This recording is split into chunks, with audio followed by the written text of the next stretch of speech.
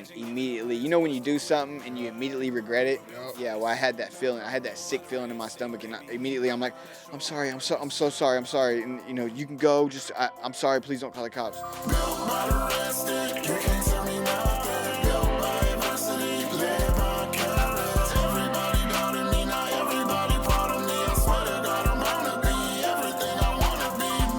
What's going on, world? It's your favorite podcast, your boy, Ronnie LaDuff, Michael Oakley, built by the Red Stick. I'm going to get right into it because we got a banger coming to you. So, quick moment from our sponsors, and then we'll be right back to join y'all. And this episode is brought to you by Rayville Recovery Treatment Center. Rayville is about an 80-plus bed facility in North Louisiana, just about 3 hours north of Baton Rouge. It's the #1 co-occurrence residential treatment facility in the state of Louisiana.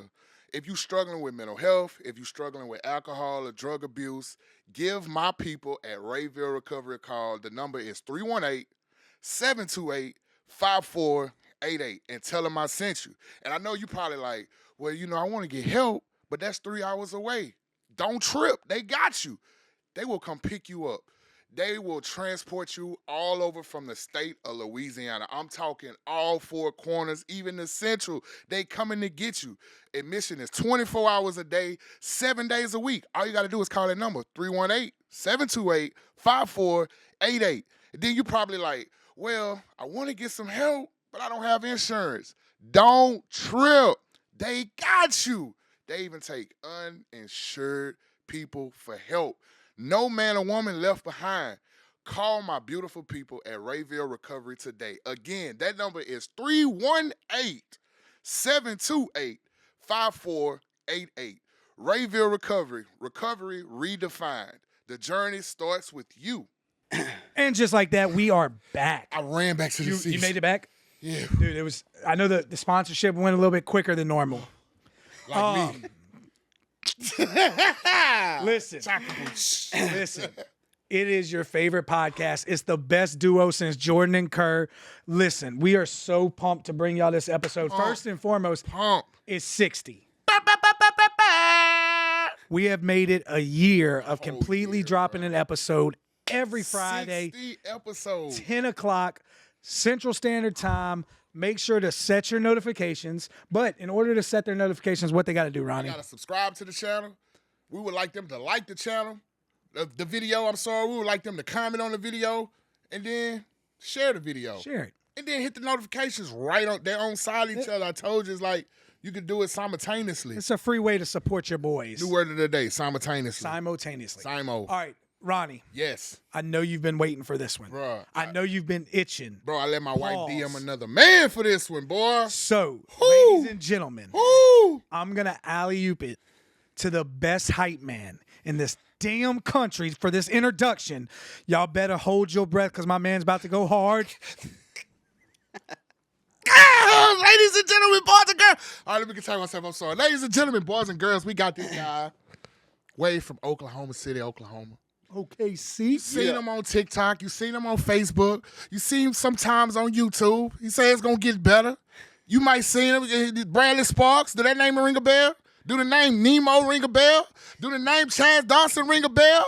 Do the name L'Aquarius ring a bell? Then it should. We got none other than Bradley Sparks, Nemo, L'Aquarius, the Chaz Dawson in the Built by the Red Stick building.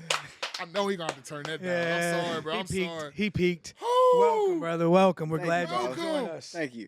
Ooh. It's Jaquarius. That's what I said, L'Aquarius.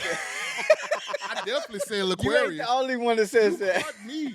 J'Aquarius. That's a Louisiana thing, ain't it? That's got to be a Louisiana thing. Yeah. Bar. Ooh, hold on, adrenaline pump. Get my asthma pump. So, you know, comedy, social media influencer, Celebrity. advocate for recovery, Celebrity. Most definitely. passionate, just, excuse my language, but fucking hilarious. Celebrity.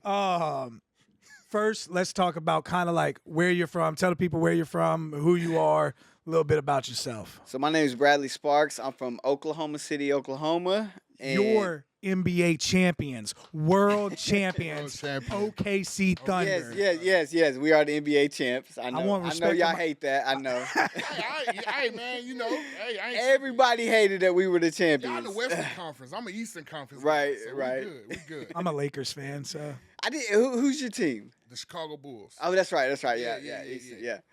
But man, I'm from OKC. I actually grew up in Oklahoma City till I was 13, and born and raised. And then my mom, I was raised by a single mom, alcoholic, and she wanted to quit drinking back in '98 when I was 13, and moved us out to her hometown in Foyle, Oklahoma. That's Foyil. And it's literally one of those, blink you miss it towns. Foyle, Oklahoma. Foyle, Oklahoma. They call it full market. It's country as hell. So you take a kid who was raised in the city, raised with, in the ghetto in hip hop music, just a broken home, to the country where it's schools are. I went from going to middle school to where you had to walk through a metal detector. Your book bags were getting checked, 6th through 8th grade, and to going to the country where it's kindergarten through 12th grade, and All it's in one all school. country, Yeah. country people. So of course I got names thrown at me, but so it was a culture shock for me. But I ended up graduating from that high school. So I lived from 13 to like 19 in the country. So You graduated high school at 19? 18. I moved out. Nah. My dude, you graduated 19? No, I was just supporting you. I brother. graduated- You was buying high school kids beer, bro. I graduated at 18 and I graduated summer school. I graduated at 17. I was just gonna support you. Same. Oh, check it out. I could not get my so my senior year is actually when my addiction got real bad. Like I started I relate. my addiction career out in my Did you senior get a year. motorcycle when you graduated summer school? No. Oh, okay, so No, then no. y'all stories are not similar. No. Keep going. But check this out. The principal pulled me in his office, and I was half a credit short from graduating. And he said, "Look, I know your family's coming to see you. They're going to be here for the graduation, so I'm going to let you walk across the stage, but you're not going to get your diploma until you go to summer school and you bring me back that half a credit." And I was dating this girl at the time, and her mom paid for summer school for me. And she said I didn't have to pay her back if I got an A, and I did. I got an A. That's fine. Yes. So they still let you walk though. So They still did let me walk. Yes. I failed.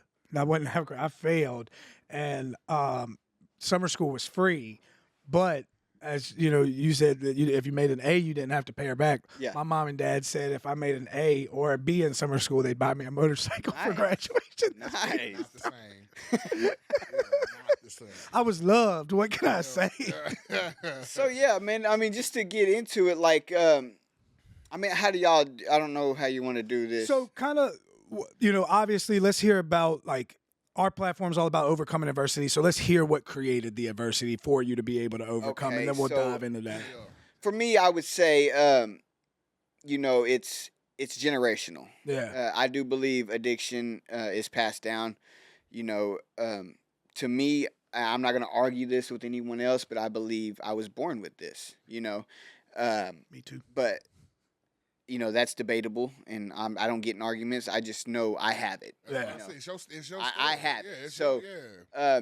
My mom, God rest her soul, she did the best she could with what she learned, and then she passed that on to me. Yeah. So I was raised, and like I said, by a single mom who was an alcoholic. I did have a little brother and sister. We have different dads, and their dad had custody of them. So it was always just me and my mom, and then whatever boyfriend at the time.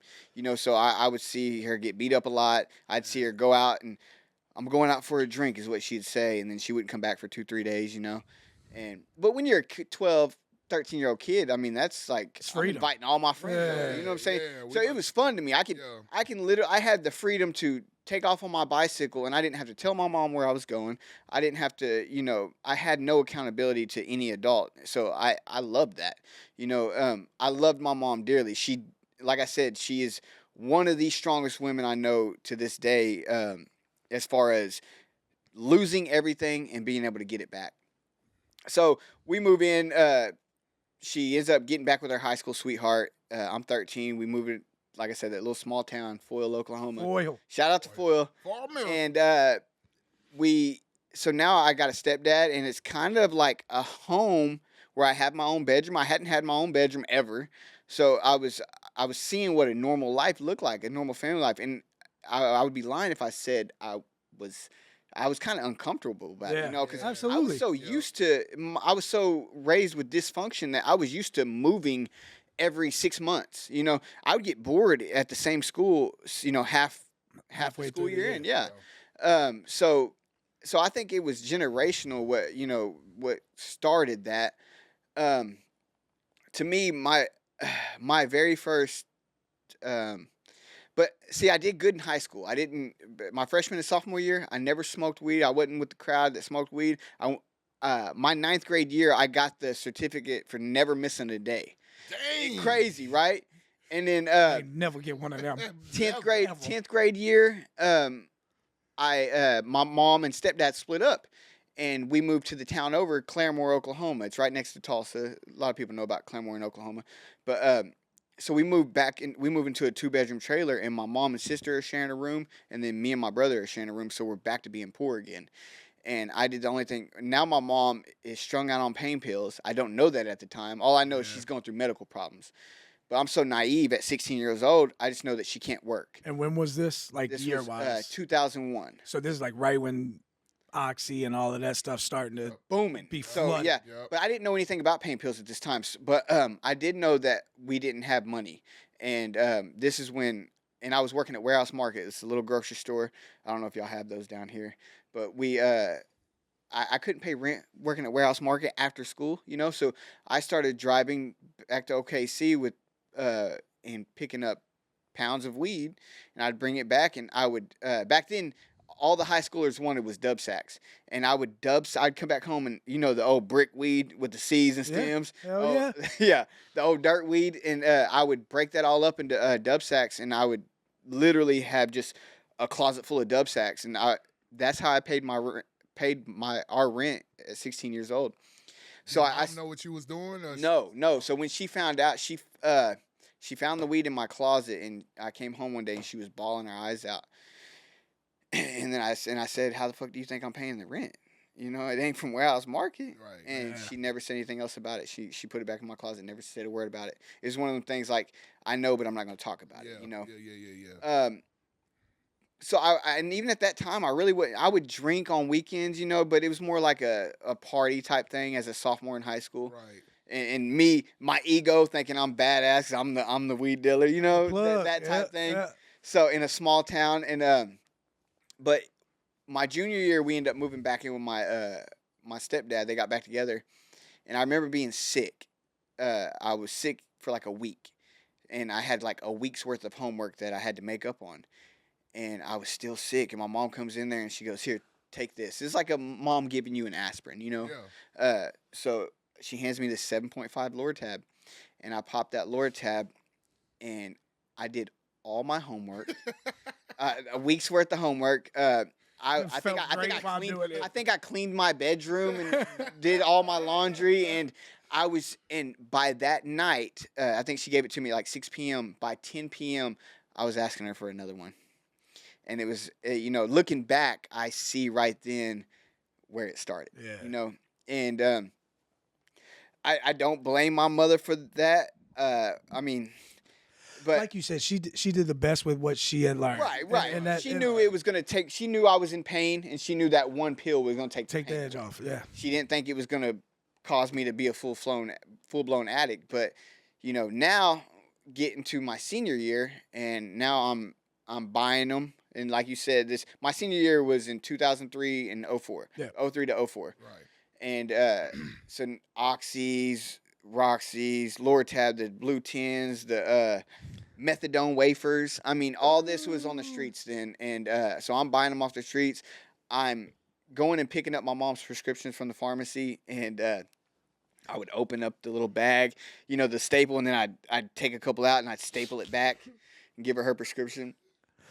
And so I was doing that, and it got so bad to where I was army crawling to her purse, you know? Oh yeah. Oh yeah, you talk about that. I've all done. the time, all the I time. didn't do it for pills. I did it for the credit card.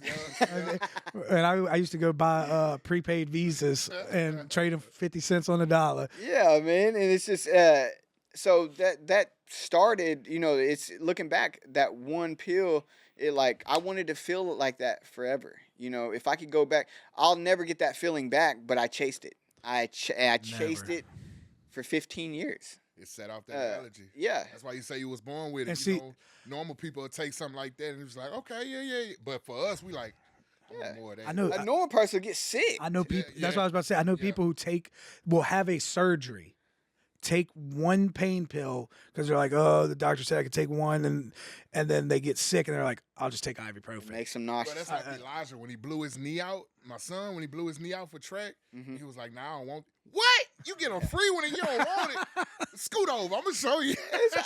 I go out to eat with my little sister. You know, she's a normie, and she has a glass of wine. She drinks only half of it. I'm like, are you? What are we serious? doing here? Yeah, what? man. But So so senior year, your mom's back with. back with my stepdad. Okay, are you still selling at this time, or No, now it's now I've graduated. So now I graduated, and I'm still living at home because my addiction's getting way worse. Yeah. Are they noticing something's So, changing in you? Yeah, well, yeah, I'm stealing from my mother. She knows she's an addict also, and she's noticing her stash gone. Yeah, You know, yeah. you know. So now she taught me the game. Back then, the DEA wasn't as involved as it is now, Shopping. and she taught me how to play doctors. And at 19, so I get rear-ended by this. It was a little fender bender rear end, like I think a bump like that. You know what I'm saying? Yeah. My mom was like, "Go to the hospital, tell them your back's messed up." Blah blah blah. She taught me how to do all that, and she found me a doctor that did an X-ray on me and said I had degenerate disc disease. And at 19, That was I still yeah, bruh. degenerate disc disease. I ain't gonna talk about the doctor that used to do it on. So Essence I for everybody, was. This is no lie. In 2004, late 2004, right after I graduated, I was working two doctors, and I'll name drop them, Dr. Stout and Dr. Fahey, because they both got busted. And like names. I was literally getting, and this is no lie, back then you could only get, they wouldn't write you anything more than 60 Oxycontin a month. You couldn't get no more. They would go up on the milligram, yeah. but they wouldn't give you any more than that. So I'd get 60, I was getting 60 40 milligram Oxycontins from this doctor, 60 60s from this doctor. Red ones. Yeah, they're yellow and the red ones. And then drop down and I was getting Roxy's from this doctor, 30 milligram Roxy's, and then I was getting 10 milligram Loratabs, the blue Watsons. for the breakthrough pain? Yeah, and then That's what they they used to call it. they would always give you benzo with it. So I would get Valium from this one and Xanax from this one. And I didn't have insurance. So I would literally pay somebody have somebody meet me at the pharmacy. They'd pay for my prescriptions. I would give them whatever, Right, they paid the for. value, yeah. And I would go back home and I'm literally nodding out in my bedroom, just staying messed up on all these pills. The oxys would run out first. Then I would try to take a bunch of Loratabs and wouldn't even touch the Not withdrawals. touch it. So are Wouldn't you even touch you them. taking them orally or are you Orally. At that time, only orally. Okay.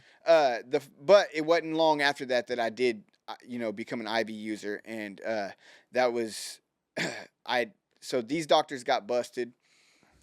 So I'm staying messed up, and literally I have thousands and thousands of dollars worth of pills, and I don't want to sell one of them. I'm only selling enough to pay for my prescription. Yeah. I mean, come on, man, you got a problem. Yeah. You are 19 years old. You ain't working. You know what I'm saying? Could have been making a killing. You could have been making could have been making a killing. You know what But I'm that saying? wasn't. I mean, that's not even was- on our mind. No, at the not time. at all. All it is I want to be. I want to stay like this. I want to stay numb. The Yeah, whole month I want to- that first feeling when my mom gave me that 7.5 Yeah. Loratab, Yeah. What is stepdad saying? Oh, he's hating it. Okay. But he's not an opium addict. He's a meth addict. So is he trying to like? Oh. Yeah. He's hating every bit of it. He thinks we are me and my mom are the junkiest. We are junkies. But he on the high speed chicken Yeah, feed. yeah. Yeah. In the drug world, it's like that. Oh, absolutely. Yeah. Meth addicts do not like opiate addicts, and vice versa. So I used to do it when I do educations. I'd be like, your opiate addicts are always hating on a meth head for always being up. Meth heads are always hating on a opiate addict for always sleeping. But look, we got one thing in common: none of us trust a crackhead. So man, so then I got to my first time I shot up. I was buying an OC80. By then, the doctors had gotten busted. I think one doctor actually fired me because I was running out my prescriptions and I was calling them like pretty much begging and crying for them to refill my shit. Like it was blatant that I was a junkie, and so I found an OC plug, OC80s, and back then you could buy OC80s for $20. Before they were $1 a milligram. Yeah, it's crazy. And then the guy that I bought it from, it was an old man named Jesse.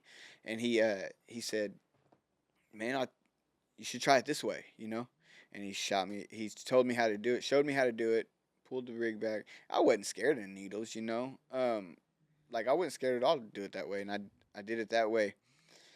And so you went straight from oral to IV, skipped the snort? I mean, I would snort. I would snort every now and then. Yeah, of course, yeah. But yeah, once I did it that way, there was no one going back. There was no going back. So, we kind of talked about, and we'll probably jump around a little bit. For sure. But we talked about it off camera. When did you said you had some trouble with the law, right? And so when did that start coming into play? So that actually started around the same time. And it's funny because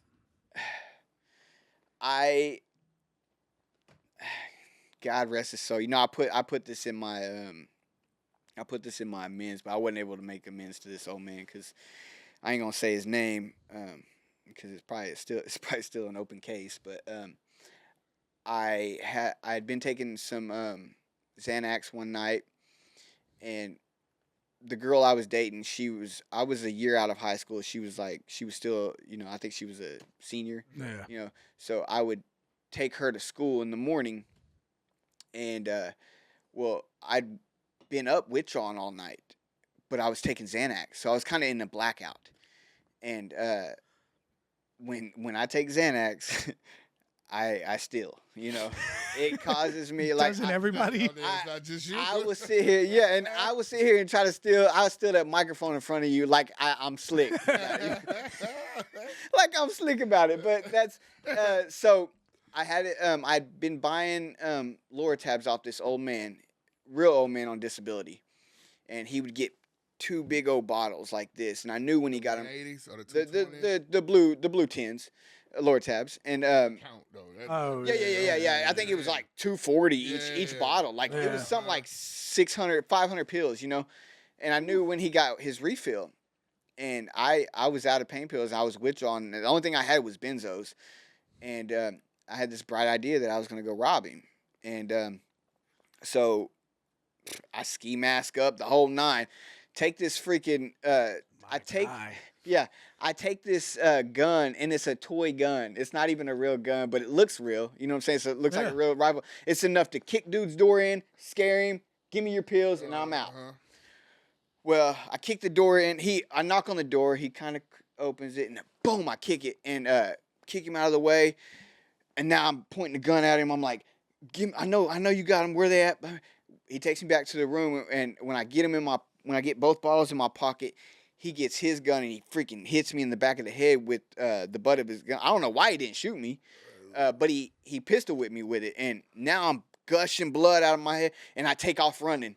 And I got the car parked probably about a quarter mile down the road away from the scene, and I'm running to the car. I'm in a blackout. Now I'm slightly concussed on my head. Losing blood. And I got these 2 pill bottles in my pocket, and I take off on the turnpike, and I miss my exit. I miss my exit to go home, and the next exit is like 10 miles down the road, and I'm running out of gas. And I run, and now it's starting to get light outside. I'm supposed to be taking my girlfriend to school, and I'm 19 years old. It's starting to get light outside. I know where I'm at. I'm in Big Cabin, Oklahoma. It's there's big truck stops there. You know, this is where big truckers go and all that. So I run out of gas, and this trucker stops, and he helps me out, and I had the pills in the trunk. I was going to leave them in the trunk, but in my mind, I was like, man, I'm just going to take them with me. So I put them both in my pocket because, like, I don't want them anywhere out of my sight. I just got bammed in the back of the head. And so he takes me to the nearest store with a gas can. I get there. I have no money. So my nana, I call her my nana. It's my mom's little sister. So I call my aunt, and she's like, I'm taking your cousins to school right now, and I'll be by to give you some money. So because this is for Venmo and Cash App. This is Apple before Pay. Venmo. This is before. Matter of fact, this is before. Like, I mean, cell phones were out, but not everybody has cell phones. Right. I'm using the store's phone to call her home phone. So she's got to get the girls ready for school, take them to school, and then she'll be there. I'm walking around this gas station, this big truck stop gas station, with my pockets full of freaking 500 Lure tabs. I got a gash on my head that I'm covering up with a hat that I'm wearing, and I know I look fucking suspicious as hell. And I just asked him to use the phone. I'm walking around this store waiting on my aunt for probably a good 20 minutes, not buying anything. And finally, they call the cops on me because they think I'm stealing because my pockets are out of here. So, yeah. So the cops come. He passed me down. He finds the pills. And you have to pat you down and see them big bugs. And still to this day, that could have been a home invasion. That could have been a burglary. Yeah. Burglary one. Yep. I could have went away for a long time, but they never traced the two together. And the old man did call the cops, but I was in 2 counties over. Yeah. I was 2 counties over, so it didn't connect. And I ended up going to that county for possession of marijuana. This was back when marijuana was illegal. Yep. And because I had a little marijuana in my fifth pocket, and then possession with intent to distribute for the. Because you had so They many. didn't have his name on the bottom? Yeah, that's another thing. Yes, they had his name on the bottom. They still did not connect it. To this day, I think them cops took him. I think somebody took. Come on, man. Because I bet if I would have took that to trial at the prelim, they wouldn't have had the evidence. Yeah, I bet. I was so young and naive. I didn't know to do that. But so that was my very first time getting in trouble, and I got a 3 deferred for that.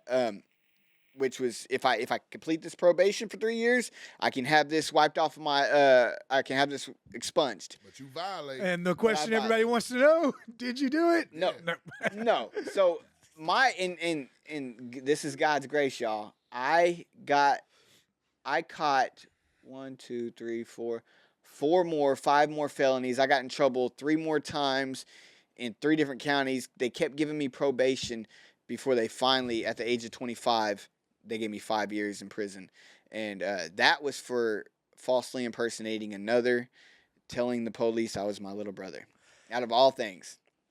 So, I'm always curious when sometimes, whether we want to call it God's grace or fortune, whatever we want to call it, what do you think life would have been like had there been some more severe consequences? You still think the same like early on, instead of keeping getting deferred probation and stuff like that? Oh yeah, I think I wouldn't be sitting here at 40. I'd probably be sitting here at 30 instead. Yeah.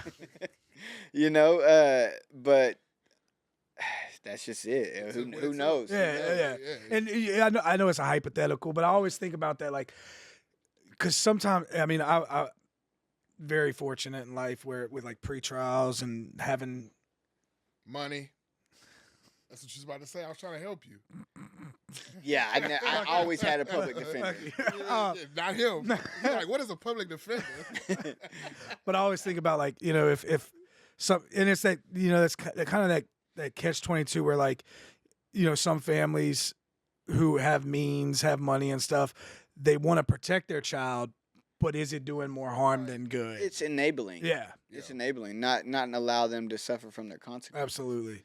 But you got to look at it from a parent's perspective. I got a 2-year-old at home. If I could never imagine just telling her yeah. that. But my mom It'd break my heart all the time. It was the hardest thing to have to watch me go through that because she felt helpless. you know, when you're on them opiates like that, there's nothing they could do. And was your mom an addict? No. So she does no idea Right. what you're going through. She was just a does. praying woman. Yeah, she doesn't understand it at all. Yeah. You know, I feel really bad for mothers who have no idea. No what it's clue. like. Yeah. Yeah. So, you know, as you're drifting in that, you know, obviously we've gotten to the point where we've overcome it and stuff. So how was there any treatment stays? Oh yeah. Okay. Yeah. So when was your first treatment First experience? time was 20 years old, and I got kicked out after 14 days because, you know, and my mom was a great fell woman. in love in treatment. No.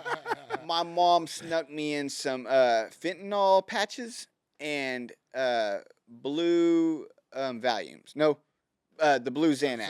Yeah, the little footballs. So she snuck me in about 20 of those footballs and like 5 fentanyl patches because I was on the phone. Like, they wouldn't let you use the phone for 7 days or something. no, it was 14 days. God. So right when I was able to use the phone, I was on the phone telling her, because I was still with John. Yeah. And telling her, Mom, I can't do this, blah, blah, blah. And I'm 20 years old and I'm going to rehab because I'm in trouble. Yeah. And I'm Right, wanting a right, certificate. right. I'm not wanting to get sober. I'm just wanting that certificate so the Yeah. judge says, oh, you're did a doing great. job. Yeah, Yeah. you're not going to go to prison. But as soon as I called my mom, like I said, she just knew that I was crying on the phone. She was hearing her boy in pain, so she brought me what was going to take me out of pain. Yep. Absolutely. I ended up taking more that night.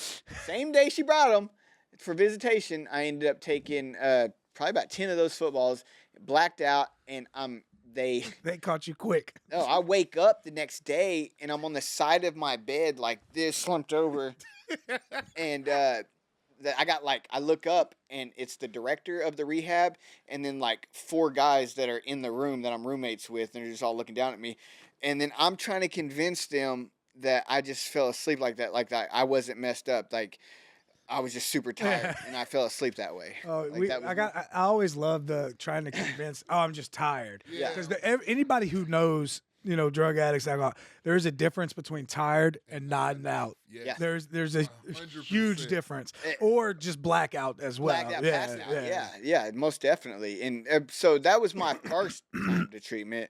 My second time was the same place, and I was 28, and I still didn't. Then I was having someone bring me in methadone, but I was smart about it then, and I finished.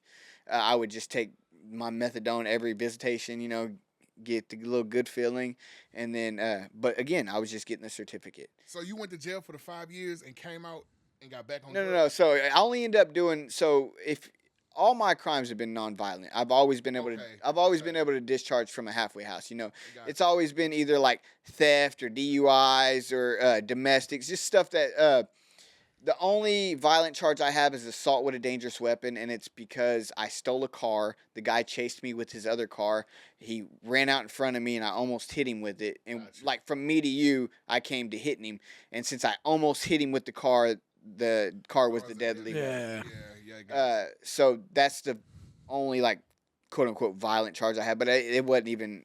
I still was able to go to a halfway house, but no. So I only ever did like 2.5 years on a 5, Got you. and but I've been to prison 3 times. So I did 2.5, 3, and then 2.5 again. So about 8 years altogether. This episode is brought to you by Matt's Clinic. Matt's Clinic is an addiction medicine clinic located right here in Baton Rouge, Louisiana. They offer outpatient services like medication-assisted treatment for people with opioid or alcohol use disorder. They also help with nicotine cessation, testosterone replacement therapy, and other sorts of treatment related to addiction. Most importantly, they take care of their patients. They're out here earning 5-star Google reviews left and right due to delivering respect, thorough treatment, and results for their patients. They are a private pay office with the fee of $150 for the visit. This typically provides 1 month's worth of care for a patient. Patients come in for an appointment, and some telehealth appointments are also available. They're led by Dr. Dave Daigle, board certified in addiction medicine after already being boarded in emergency medicine. Todd Bozier and Benji Arbonneau are the other 2 providers, and all 3 of these guys get what it takes to figure out a plan with their patients for optimal outcomes. Their priorities are to prevent overdose, reduce cravings, and restore functionality to help people achieve long-term recovery, which literally means patients don't need their services anymore. Working their way out of a job would be a beautiful problem to have for these guys, and we're rooting for them to continue the work being done to get us there one day. You can find these guys at mattsclinic.com, Matt's Clinic on Instagram and Facebook, or give them a call at 225-468-6287 and talk with my girl Zoe at the front desk. Tell her your guys at Built by the Red Stick sent you. Again, you can find these guys at mattsclinic.com, Matt's Clinic on Instagram and Facebook, or give them a call at 225-468-6287. Do not forget to talk to our girl Zoe at the front desk.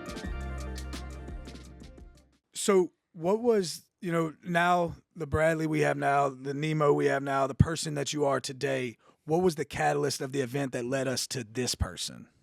Okay, so I always say there's two types of surrenders, There's that moment of surrender, and then there's the daily surrender. There's that moment where, I've come to the point where I've become so desperate that I say I'm done. Right. And whatever it takes, I will never go back to that life again. And then there's a daily surrender. Every day that I wake up, I choose this life. I woke up this morning, I chose to get on the plane so I could come here and share my testimony, instead of doing what Bradley really wants to do. Hell yeah. Bradley wants to self-destruct, Yeah. So With the best of them. Yeah. straight up. And so for me, it was, if I'm being totally honest, it was heartbreak, and I think that's for a lot of addicts, whether it be losing someone or a relationship ending, whatever it may be. I think you just got to come to that point where the pain of change is easier than the pain of staying the same, Right. And Oh, shit. for me, it was 2017, and I had discharged prison December of 2016, and I was withdrawing on my Nana's couch off heroin, Xanax, and alcohol, and she said I had to leave after the holidays. And I had gotten a message from an old high school sweetheart, and not the one I was talking about earlier in the story, but this was like an earlier love, like 9th grade. And she asked me if I wanted to go out to the rodeo. Her and her husband were separated. They'd been separated for a couple months. Yeah, I know, Her right? and her husband wanted to go with. So It's really getting interesting. her and her husband are separated. They're still married, and so I took this as a sign from God, but really it was, I had nowhere to go. Yeah. I was a week out of prison. I'm detoxing off all these drugs. So you was getting loaded in prison the whole time. Oh yeah, yes. And matter of fact, when I discharged in 2016, I didn't even know I was getting out that day. Like I said, I always make it to a halfway house. I was taking stolen hair clippers back to Walmart, and my stepdad had called me and said, "Where the hell are you at? You're getting out of prison. You're supposed to be out of prison right now." And I'm thinking, I didn't have nothing packed and didn't even know I was getting out. That's how far gone I was. I was taking these stolen clippers back so I could get a fix. So anyway, we go to the nightclub, rodeo nightclub, shout out, and I went home with her that night, and I never moved out. So in my head, I know this is so messed up, but this is what we do in our addiction. I literally, dude's boxes were still in the house, I moved his stuff out and moved my stuff in. I'd have just wore it. And, nah, he was a bigger dude.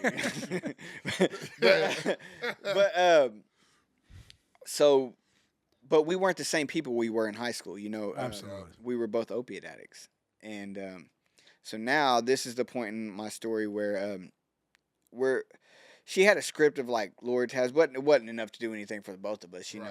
And we were buying stuff on the streets.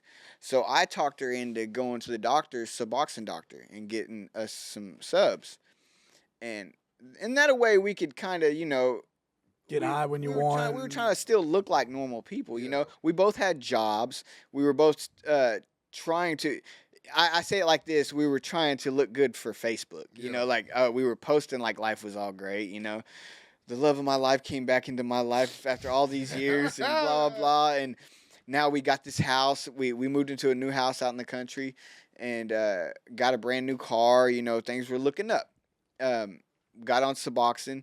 What we would do is she got prescribed 60 of them, and we'd sell enough just to pay for the prescription, and then we'd split them down the middle. So my the last year of my addiction in 2017 consisted of I would wake up in the morning. I had a welding job at that time at Reading Truck Body. I was welding freaking flatbed trucks, and I would wake up at like 4 in the morning. I would pound a 6-point beer just to get the headache to go away because I'd always wake up with like a headache from drinking the night before. I would drink myself into a blackout, and I would take that Suboxone and I'd break it in half, and I would snort half of it, put the other half in my fifth pocket, go to work, and I had my lunch pail, and I'd have a half a pint of Southern Comfort 100 proof in my lunch pail. Throughout the hours before lunch, I'm taking swigs of that, trying to keep the shakes down because this is how bad my alcoholism has gotten. Also, I'm on Suboxone, so if I go one day without that, a couple days without that, I'm sick.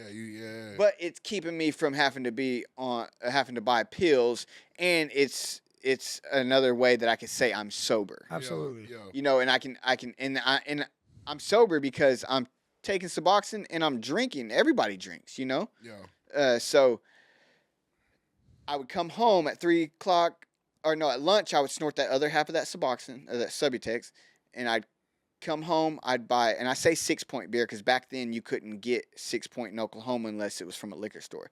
So I'd always buy my beer from the liquor store.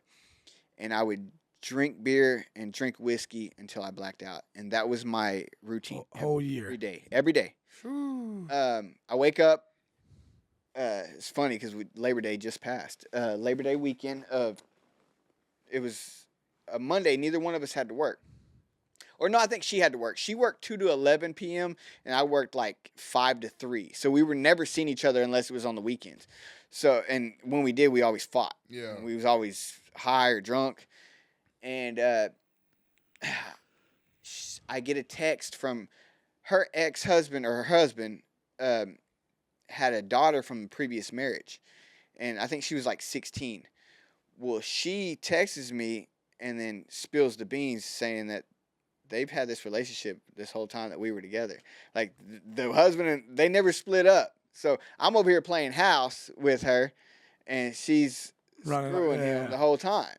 And so I felt like I was betrayed, you know. But honestly, it was me that did the betraying. You know, I'm messing with dude's husband. Chick's husband. Sorry. Yeah, nah, I ain't gay, y'all. What? I ain't say nothing. But no, I'm messing with her husband, you know, and that's not a good thing to do. And ain't nothing. You are not gonna be blessed for that. You are not gonna be blessed. It almost cost me my life. So I get it. And yeah, he wanted to kill me.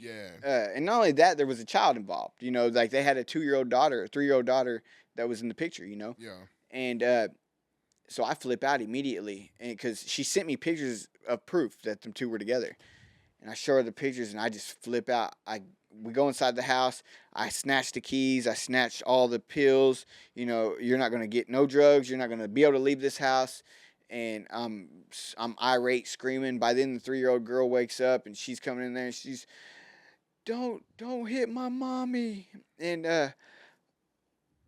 my mom shows up. She lives like two blocks away. She shows up, and she's trying to calm me down. And Crystal was like, just give me the keys to the car. Just give me the keys. Because she had to go to work later that day.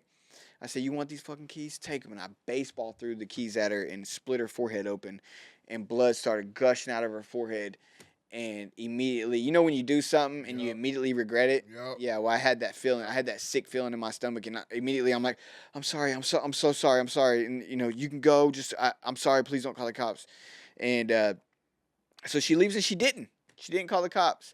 I stay home that morning. This is like 8 in the morning now, and she's got to be at work at 2, so she goes to a friend's house until she has to be at work. And I drink, and the more I drink, the more I keep replaying them fucking each other behind my back, and it keeps replaying in my head and replaying in my head. And each time I replay it in my head, the worse the story gets. Yep.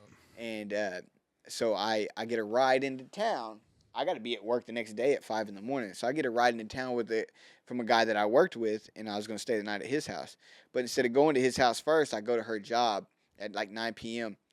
And by then her forehead's starting to get a goose egg, and it's starting to like, it stopped bleeding, but it's starting to get a goose egg. Right. And you can tell where both her eyes are starting to black.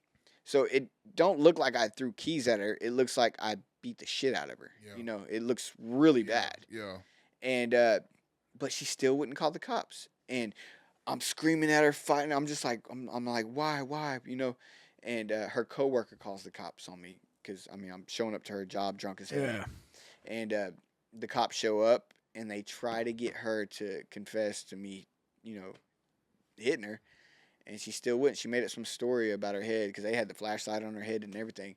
And she made up some story that she was on a pontoon boat with her sister or something and slipped and fell.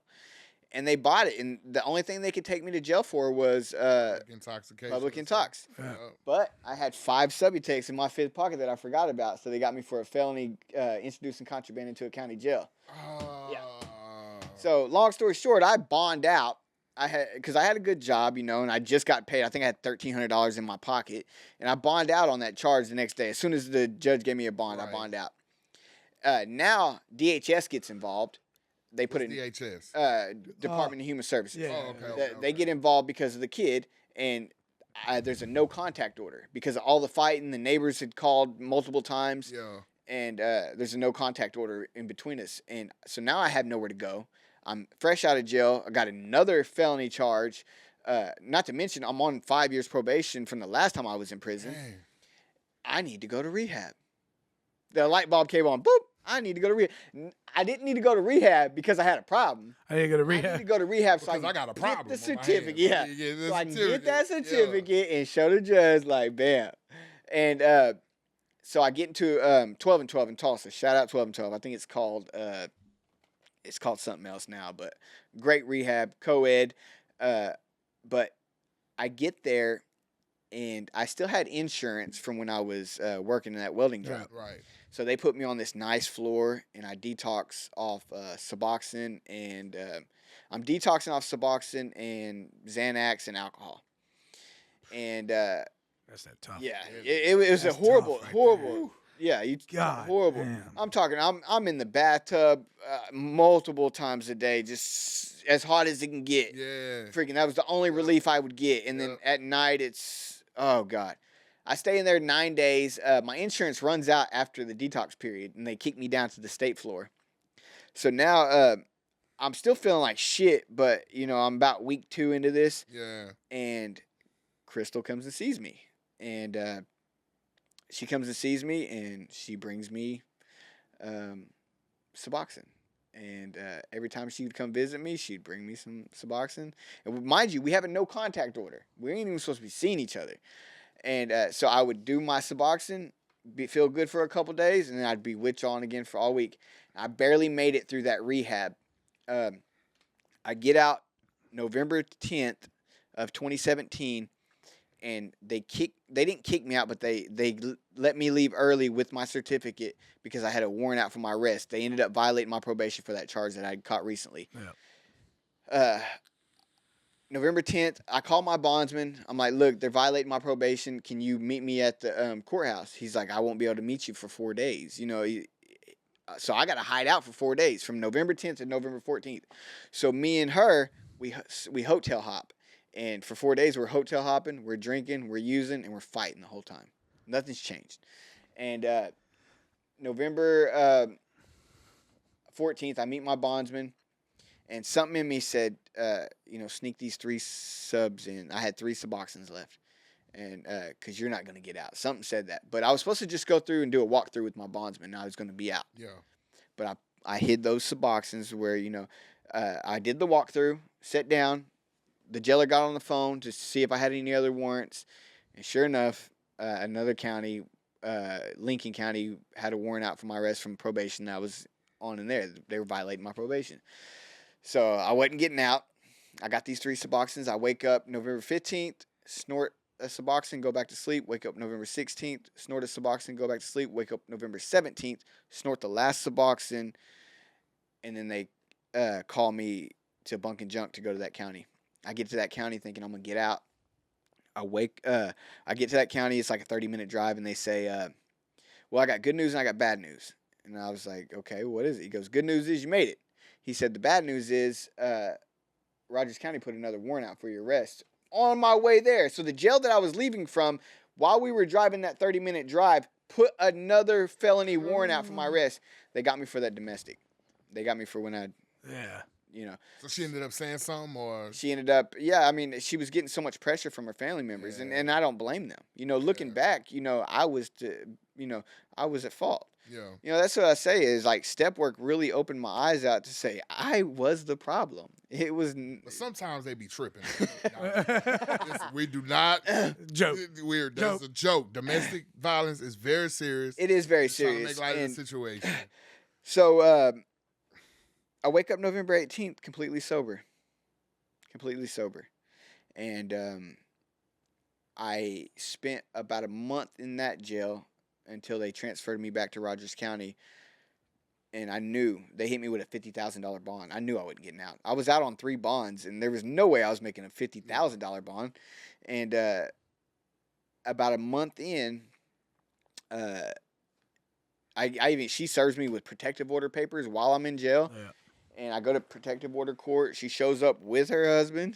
And it's like, yeah, like a blow to the, you know what I'm saying? Like, so I go back to my cell, and I remember meeting up with my lawyer, and he said, look, you're on 5 years probation. They're revoking your probation regardless of you catching a new charge or not.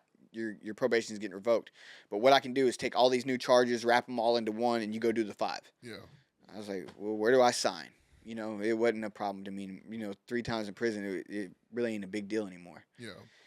So I go back to my cell, and this was my moment, you know, my moment of surrender. And I remember bawling my eyes out, and I had the Bible open. And I don't remember why I had the Bible open other than the fact that, like, I was super hopeless in this moment. And it was on a scripture that I still remember, Psalm 34:6. It said, this poor man cried out, and the Lord heard him and saved him from all his troubles. And I looked up and I said, God, please take this fucked up life because I don't know what to do with it. And when I looked down and I looked around, I realized I was sitting in the same exact cell that I was sitting in 10 years prior when I very first went to jail. And I heard the Spirit of God say, you ain't done yet? And it shook me to my core. I'm 32 That's chills. I'm 32 years old. I have no family. I've never kept a job longer than 6 months. I have nothing to show for life. Everybody that I graduated with when I started using has real good lives. Right. And here I am. So I was completely hopeless. And I didn't think, you know, I mean, what else was there? What else was I going to do? You know? So I made that decision that no matter what, I'm going to choose God and recovery over that old life, because I know anything's going to be better than where I was. Anything. Yeah. And you know, I wasn't sitting there crying because I that I'd lost my girl, you know, lost a job, lost a house. I wasn't crying because I was going back to prison. That shit was normal to me. I was crying because God showed me the piece of shit that I'd become. I had seen what I'd become, and I was truly disgusted. And I just wanted to change, and I knew that I couldn't on my own because I tried for years. And I could not do it on my own. Chill, bro. That's almost like on my last suicide. I know. That's as soon as he said it, that's what I thought. Woo. And so, man, obviously, how long did you lay down that time? Go back to prison. I ended up doing 2.5 this time. Though my first 2 times in prison, I stayed strung out. This time, I made that decision when I hit the yard. You know, and when you've been to prison 3 times, it don't matter what yard you hit, they're gonna know who you are. Somebody's gonna know you. Right. And I get off the bus, and you know, I'm getting offered meth. I'm getting offered weed. I mean, anything I want, I can get it. And it's always funny when you quit something, they're always at your door. Yeah, the free like ones. where was you at when I was wanting it, you know? Yeah. But that's just the devil, man. Yeah. And So, but no, it was no. It if this is church going on, I'm there. If it's NACA, I'm sorry to name drop. Sorry. Whatever kind of anonymous program, I'm there because I wanted recovery, and I knew that if I just put half the energy into recovery that I put into addiction, I knew I could change. I knew something would happen. And so when you get out, obviously, of course, there's all that stuff. But so when did Nemo come? When did Nemo make his appearance, and how has that journey been as growing a platform that we talked about it before, but brings light and serene through laughter, but also brings awareness. Well, so I encourage anyone if you're newly sober, you can write your plans down all you want of what your life is going to look like 5 years down the road. Good luck. But God's going to laugh at that. I promise you. Because if I told you what I was going to be when I first got sober, what my life was going to look like, and I thought I knew what it was going to look like 5 years down the road, it looked nothing like today. And I'm so glad it didn't look like that. So I get out, I move into sober living. I reached out to a guy that I get out June 29th, the middle of COVID, and a guy that I'd done time with previously was starting these sober living houses, and he's like, man, I really want you to be a part of it. I really want you to be a part of it. And I'm like, man, I don't need sober living. I got 2.5 years sober. What do I need sober living for? You know what I'm saying? Like, that's my ego talking. Right. But the truth was, like, I did. I didn't need sober living to stay sober. I needed sober living to teach me how to live like an adult in the real world. I didn't know how to do that. You know what I'm saying? At this time, I'm 34 years old. Yeah, I have 2.5 years sober, but I don't know how to open up a bank account. I don't know how to I don't know how to file my taxes. I don't know how to do grown up stuff. And I needed little things like that. I don't know how to pay rent. I don't know how to do none of that stuff. And so I prayed about it, and I chose to move into sober living, and I had the choice to move in with my sister. She was going to let me live with her rent free and give me a ride to work. I chose sober living with no ride to work and roommating with another dude. Yeah. So, but I chose the harder route because, and when my sister asked me, are you sure you want to do this? I said, yes, it's time for me to put into action everything I've been talking about for the past 2.5 years. Mm-hmm. You know what I'm saying? So I get into sober living and $200 in my pocket, and I go next door to this pawn shop, buy $100 bicycle, ride that bicycle to the bank, open up my very first bank account at the age of 34. They hand me this debit card. I ride to the gym down the street, and I open up with that debit card. I open up a gym membership, and that's what I do with my $200. Every day, I would pay this guy $30 a week. I'd pay this guy $30 a week. He was my coworker, and I was on his way to work, so he really wasn't losing money picking me up. But he would pick me up, and bring me home. And when I got home, I would ride my bicycle to the gym. From the gym, I'd ride my bicycle to a meeting. I'd go to a meeting, and then I'd ride it home, and I did that every day. Bam, clockwork. And, man, life started getting better, because of the men that God put in my path and that I was able to take guidance and direction from, being teachable, because I didn't know shit. You know what I'm saying? Like, I didn't know shit. I thought I did. Yeah. I was able to, save money. One of the proudest moments of my life was getting my driver's license back at the age of 35. I hadn't had them since I was 20 years old. You know what I'm saying? So 15 years without a driver's license, I paid $5,000 to get them back. Yeah. It was all the DUIs and driving under suspensions and penalties. It'll do it. And fast forward, I meet a girl that wasn't part of my plan. For me, and even when we started dating, I told her, I was like, these are my goals. This is what I want. You can be a part of that or with that. You know what I'm saying? But I don't know how to do relationship health. Yeah. You know what I'm saying? And she didn't either. She had a year sober, and I had 2.5 years. Maybe she had a year and a half. I had 3 at that time. I don't know. But we get together, and we fall in love. We end up getting married, in July of 21. And I didn't know you know, and that was because of my own personal conviction. We ended up moving in together, and I just didn't feel right about living with her and not being married. That was my own personal conviction. I'm not saying people that do that are wrong. I'm just saying it was my own personal conviction. Yeah. And, you know, but I knew that God would bless our relationship if I did it the right 100%. way. And a year later, you know, I found out she was pregnant with our daughter. I never thought I was going to have a kid, y'all.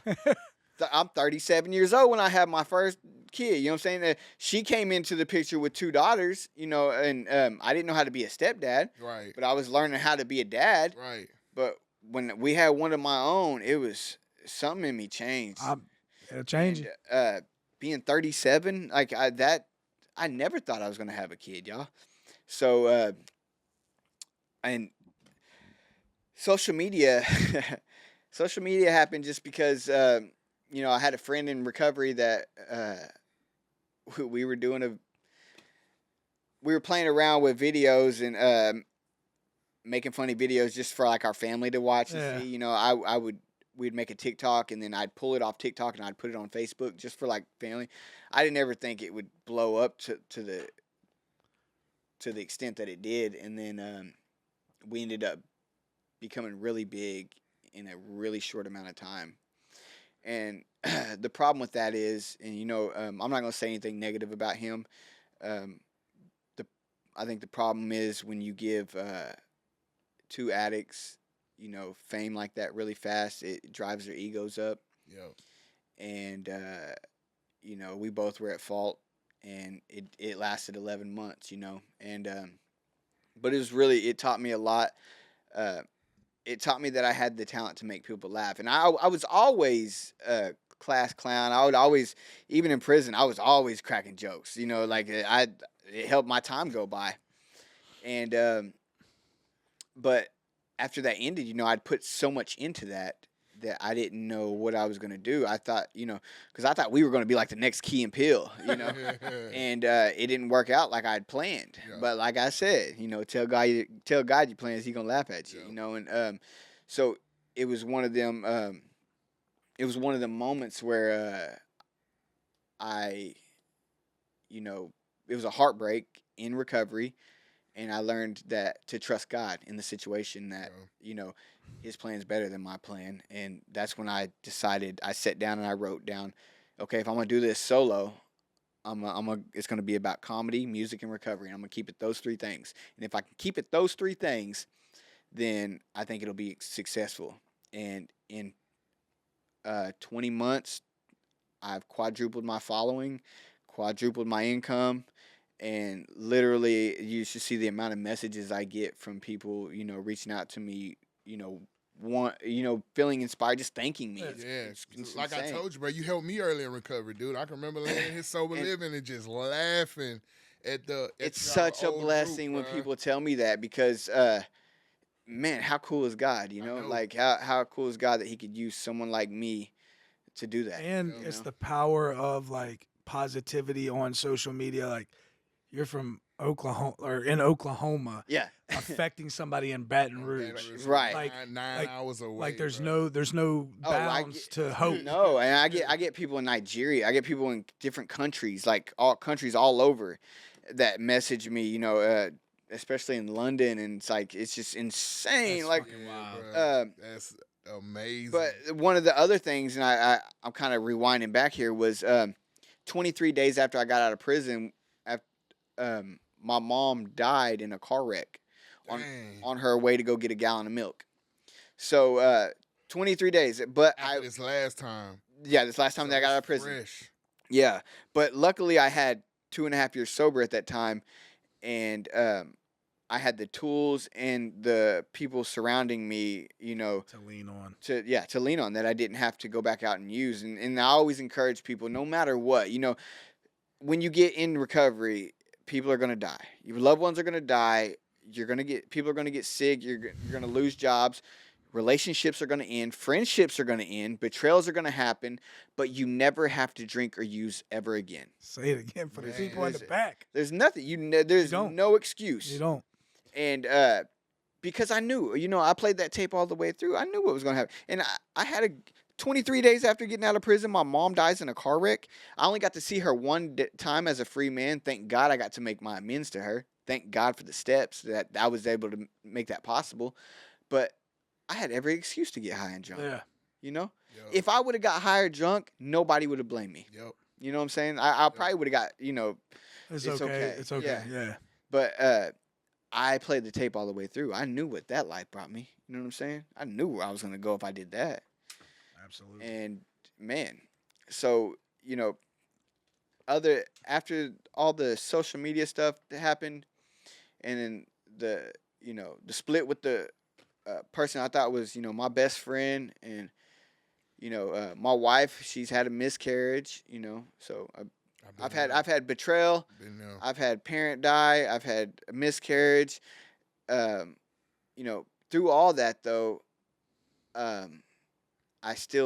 God somehow still shows me that He's in control. And that's what me and Ronnie have talked about that from jump. Like that is what built by the people always are like, what's built by the Red Stick? So I asked him that question. Red Stick is Baton Rouge, right? Like built by the adversity that comes and built by the the passion or whatever it may be, and people are built by different things. We always end with like built by adversity, led by courage, and we've always talked about like just because the substances are gone doesn't mean life's not gonna punch you in the fucking throat. Most definitely. And it's about what you do when it does happen, and it's about being that a voice of reason to yourself, but also showing hope to those that are following behind us. That like, listen, yeah, like life's gonna punch us, life's gonna hit. We're gonna have down parts. We're gonna face adversity, but can we continue to be led and passionate and guided by God and by our higher power, or whatever you want to call it, and continue to grow and continue to strive and continue to seek hope in a better life. Yeah. And I think that comes with knowing that you're living with purpose now. Absolutely. And instead of whatever was driving you before. Existence. Yeah, right. Existence. Most Fear. definitely. Fear of death. Fear, yeah. Or sometimes it's not even, you're not even afraid of dying. It always goes back to fear. Yeah. Always. Absolutely. I'm still stuck at the beginning there. We got him down here. But the story was beautiful though. I still can't believe he is in. You got to ask your famous question. You haven't asked him his why. I'm about to. Oh, I'm sorry. I was The about chat- to. the chat just I was texted about me. to. They text me now. You know that I know. So the question, I'm always encouraged by like why people go hard behind what they do. Like, what is the reason? Because like you easily now, like you have a kid, you have a wife, you have support, you have this life. Why keep going? Why keep bringing awareness to recovery and alcoholism and addiction and all the trial and tribulation? Why? Why spread hope when it would be so easy to not? Well, you could just keep being funny on the internet and be famous like you are. Because like you said, you mentioned three things and you said music, comedy, but I think the most important one to you is recovery, like introducing recovery. The most important one is recovery. Yeah. Definitely, most definitely. And I would say, because I've been blessed with this platform that I never thought in a million years I'd have. I mean, like, there's so many people that work for years. You know what I'm saying? And I mean, I am 8 years in the making, of the man I am today. I'm almost 8 years sober in November. So this didn't happen overnight. Right. But with the social media thing, I've only been doing social media for almost 3 years. Weird flex. We here though for it. But I'm saying, like, so for me, and I see people that do it for years and they never get anywhere with it. So for me, it's like, this has got to be God. To me it is. Right. So if God's blessed me with this platform, why would I not use it to be a blessing? Amen. So if I have 2.6 million followers that are scrolling just looking for a laugh, what are they really searching for? How bad are they really hurting? And what are they struggling with? And if they can identify with my struggle while they're scrolling, and that can motivate them to get up and take that first step to totally change their life, then there's the amount of people, that one person that I changed just by giving them hope, they can change, and then they can change, and then they can change, and they can change, and that's how it works. That's how you affect change. It's living with purpose. Yeah, I think purpose is way more important than fame. Absolutely. So, one more question before we get to Ronnie's, least favorite time. If you could, because obviously we're gonna be able to attract some people that know you, but for people that follow us that don't know you and haven't came across you, if you could leave them with one inspirational dialogue, one inspirational pitch of if they're struggling, because somebody's gonna be watching this right now who is like, damn man, I've been to jail, I don't have family, I don't have anybody that. What would that be? It gets worse before it gets better. And what I mean by that, I'll elaborate a little bit, is you spend a lot of your time destroying your life, years and years and years, and we think if we get 6 months and we get that 6-month chip that our life is supposed to be totally fixed and everything should be all right. And, a lot of times we have a lot of debt to pay. Yeah. We have amends to make, and we have people that might not ever forgive us. We've done a lot of damage along this way, so I believe that God breaks us down before he builds us back up. So when you're going through that very beginning trial of it getting worse before it gets better, don't give up, because there is light at the end of the tunnel. Amen. Never give up. The chat asked one more question, and we're going to let you go. They want to know, how was your first introduction to Louisiana food? Oh, I love it. Yes, Lord. Yeah. I don't believe they asked that question. I think you asked that question. Oh, you ain't see the chat? Y'all not seeing this? No, we don't see the chat. Oh, my bad. So, listen, thank you for joining us. Look, everybody who's tuning in, you want a good laugh, you want some good recovery, you want somebody to just, be able to, in those dark times, go give my man a follow. Where can they follow you? So Instagram is N3MO_Sparks. Facebook is Bradley Sparks, and then I have another Facebook page that's just N3MO, and then TikTok is N3MO. You just type in N3MO on any of those 3 platforms, and you can find me. Man, it's been. And we'll link them in the chat. We'll link them in the chat. Description, bro. Yeah, this was fun. Absolutely, but this is great. But if I don't acknowledge it, it ain't gonna unfortunately, I'm gonna acknowledge it for you. Unfortunately, we have come to your least favorite time. My least favorite time. My out of body experience is over. We have the famous, the respectable, the humble, and genuine Bradley Sparks in the building. We want to thank you again from the bottom of our heart for joining us. To our people, we love y'all. We see y'all. Like this video, share this video, comment on this video, and subscribe to the channel. We giving y'all heat.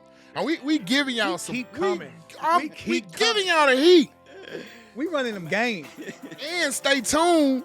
We got more. In 2 more episodes, we got a big announcement. In 2 episodes, though. Ooh. In two more episodes. Hold on. You're teasing the big announcement. Teasing it. My God. Yeah. My God. I see what you're doing. So stay tuned. In 2 more episodes, we got a huge announcement. So that's 62. That's episode 62. Huge announcement. Y'all to be tuned in. Huge announcement. Huge. Game changer. Game changer. Until then, though, if you or somebody you know is struggling with drug or alcohol abuse, mental health struggles, please. I said it 9 times. Please, said it 10. Please reach out to us. Said it 11 times. You can reach me on Ronnie LaDuff at Facebook. You can reach Michael at MichaelXY Oakley on Facebook. You can email us at builtbytheredstick@gmail.com. You can visit the website, get some help there, builtbytheredstick.com. You can message us on Facebook, Built by the Red Stick, TikTok, Instagram, all Built by the Red Stick. You can even comment on the video. We will respond. We're very accessible. Absolutely. Love y'all. We see y'all. Until then, we'll be back at the same time, at the same place, with the same producer. Built by the Red Stick. Built by adversity, led by courage. We love y'all. Let's go. Built by the Red Stick. You can't tell me nothing. Built by adversity, led by courage. Everybody doubted me, now everybody proud of me. I swear to God, I'm bound to be everything I want to be. Built by the Red Stick. You can't tell me nothing. Built by adversity, led by courage. Everybody doubted me, now everybody proud of me. I swear to God, I'm bound to be everything I want to be. Yes, they have. You believe in God? Yes, I do. But you here to tell your testimony, God believes.